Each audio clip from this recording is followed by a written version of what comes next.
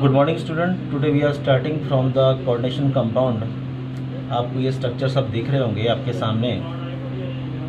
Coordination compound वो compound होते हैं जिसमें कि सेंट्रल मेटल आयन यानी कि मोस्टली डी ब्लॉक एलिमेंट के पार्टिसिपेट करते हैं, जिनकी एबिलिटी होती है कि अपना वैकेंट डी ऑर्बिटल इस लिगेंड को आसानी से दे सके और किसी में एबिलिटी नहीं दे। क्योंकि डेटिव बॉन्ड्स क्या होते हैं, जिसमें सेंट्रल मेटल अपना खुद इलेक्ट्रॉन शेयर नहीं करता बल्कि लिगेंड्स के लोन पेयर को ही लेके बॉन्ड बनाता है, यानी कि that the bonds represent by the arrow. देख रहे होंगे कि ब्रैकेट लिखा हुआ है, ब्रैकेट के बाहर लिखा हुआ है। ब्रैकेट के जो बाहर होता है उसे बोलते हैं हम काउंटर आयन, यानी कि काउंटर आयन या आयनेशन स्फीयर। आयनेशन का मतलब होता है टूटना। क्या होता है? टूटना। That is soon get easily dissociate. और अगर मैं इस बाहर वाले से और स्क्वायर ब्रैकेट की कंप्लीट को ले लूं तो उसे बोलते हैं कोऑर्डिनेशन स्फीयर। ये काउंटर आयन हो गया। ब्रैकेट से पहला अक्षर हो गया सेंट्रल मेटल आयन, जो बिलोंग करता है डी ब्लॉक एलिमेंट से, और साथ में जुड़ने वाला है लिगेंड्स।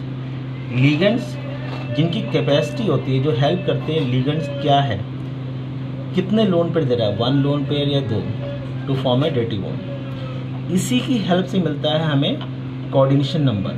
अगर ये 1 लोन पेयर दे रहा है, 1 लोन पेयर दे रहा है, तो 1 लोन पेयर देने वाला कितना दे रहा है? 6। तो यानी कि 6 को देख के हम उसकी क्या बनाएंगे? ज्योमेट्री। और 6 ज्योमेट्री होती है ऑक्टाहेड्रल, यानी कि D2sp3 और sp3d2। इस चीज़ को आप बाद में समझ पाओगे कि भाई सर D2 पहले क्यों लिखा है और बाद में क्यों लिखा है। Is that clear? अब अगर ये लोन पेयर 1 दे रहा है तो डेंटिसिटी 1 होगी। डेंटिसिटी क्या होगी बेटा? 1। यानी आप कह सकते हो कि 1 लोन पेयर देता है, डेंटिसिटी 1। अगर ये लोन पेयर 2 दे रहा होता तो डेंटिसिटी होती 2, जिसको हम बोलते हैं बाइडेंटेड या मोनोडेंटेड। फिर से अगर ध्यान में देखो कि इसमें मैंने ब्रैकेट के बाहर लिखा है और यहाँ पे ब्रैकेट के राइट साइड लिखा है। चाहे ब्रैकेट के बाहर लेफ्ट हो चाहे राइट हो, दोनों ही क्या होते हैं? आयनाइजेबल होते हैं। ये बैलेंस करने के लिए फॉर्मूला होता है। अगर मैं स्क्वायर क्लोज ब्रैकेट के लेफ्ट और राइट दोनों ही छोड़ दूं तो उसे हम बोलते हैं कॉम्प्लेक्स आयन। क्या बोलते हैं बेटे? Complex ion. और जो सेंट्रल मेटल के साथ जुड़ा हुआ है NH3 उसे हम कहते हैं लिगेंड। जिस तरह हमने इसको Cn को लिगेंड कहा था, वैसे ये भी लिगेंड है।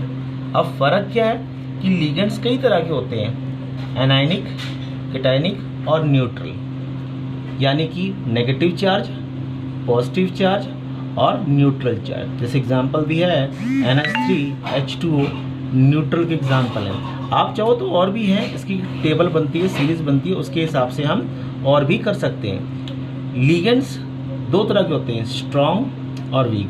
जैसे मान लो कि अगर आप कहीं बस में जा रहे हो और बस में बैठने की कैपेसिटी 3 बंदों की है और आप चले गए, अगर आप में दम है या कुछ है तो आप शायद वहाँ पे बैठ सकते हो, यानी धक्का देके। यानी स्ट्रॉन्ग लिगेंड की कैपेसिटी होती है कि वो डी सेंट्रल मेटल आयन के डी ऑर्बिटल के इलेक्ट्रॉन को पेयर कर देता है और जगह बना लेता है। मगर अगर ये वीक हो तो आपको सीट बस में नहीं मिलेगी और ना ही इसके सेंट्रल मेटल के इलेक्ट्रॉन्स पेयर अप होंगे। जब आप मान लो कि जगह नहीं मिली तो अल्टीमेटली आप पीछे बैठोगे, क्योंकि आपने इकट्ठा नहीं कर पाए। और अगर स्ट्रांग होते तो इलेक्ट्रॉन पेयर हो जाते और अंदर जगह मिल जाती। तो ये सारा खेल कोऑर्डिनेशन कंपाउंड का है। अगर ये बेसिक चार्ट डेटा समझ में आ गया तो आपकी सारी प्रॉब्लम सॉल्व हो जाएगी। अब जैसे 6 है, अगर के मान लो कि एक लोन पेयर दे रहा है और यहाँ पे 4 होता तो यहाँ पे टेट्राहेड्रल या ज्योमेट्री या स्क्वायर प्लानर होती है, जिसको आप आसानी से। और आपके सिलेबस में 2 ही ज्योमेट्री है, टेट्राहेड्रल, ऑक्टाहेड्रल और एक पैरेलल में square planar. Is that clear बेटे? और डायग्राम में आपने ध्यान रखना, अगर आपको तब भी प्रॉब्लम हो तो आप can call me on my phone number. Have a nice day. Thank you.